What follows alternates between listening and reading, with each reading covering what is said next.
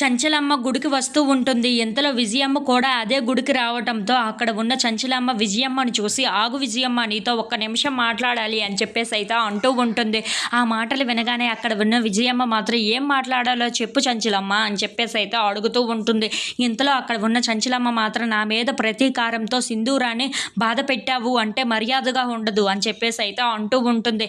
ఆ మాటలు వినగానే అక్కడ ఉన్న విజయమ్మ మాత్రం చాలా కోపంగా, ఆహా ఏం చేస్తావో ఏంటో మరి అని చెప్పేసి అయితే అడుగుతూ ఉంటుంది.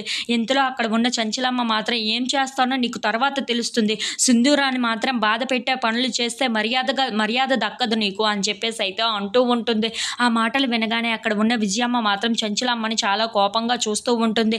ఇంతలో అక్కడ ఉన్న చంచలమ్మ మాత్రం, ఆ చంటి నీ కన్నబిడ్డ కాకపోయి ఉంటే నేను ఏం చేసి ఉండేదాన్నో తెలుసా, నీ కన్నబిడ్డ నీకు దొరికాడని సంతోషంగా ఉన్నావు, అలా సంతోషంగా ఉండే తప్ప నా మీద ప్రతీకారం తీర్చుకోవడానికి సింధూరాన్ని ఉపయోగించుకున్నాము అంటే ఏం చేస్తానో నీకు పూర్తిగా తెలియదు విజయమ్మ అని చెప్పేసి అయితే చాలా గట్టిగా వార్నింగ్ ఇస్తూ ఉంటుంది.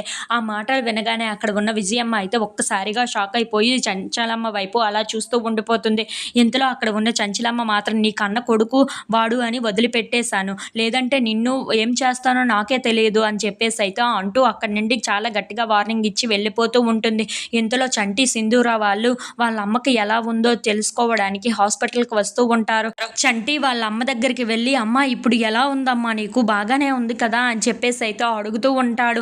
ఆ మాటలు వినగానే అక్కడ ఉన్న వాళ్ళ అమ్మ, నాకు ఇప్పుడు బాగానే ఉంది, నేను బాగానే ఉన్నాను, నువ్వు అక్కడ ఎలా ఉన్నావు అని చెప్పేసి అయితే అడుగుతూ ఉంటుంది. ఆ మాటలు వినగానే అక్కడ ఉన్న చంటి, నేను ఇప్పుడు బాగానే ఉన్నానమ్మా, నువ్వు ఆరోగ్యంగా ఉండడమే నాకు కావాలి అని చెప్పేసి అయితే అంటూ ఉంటాడు.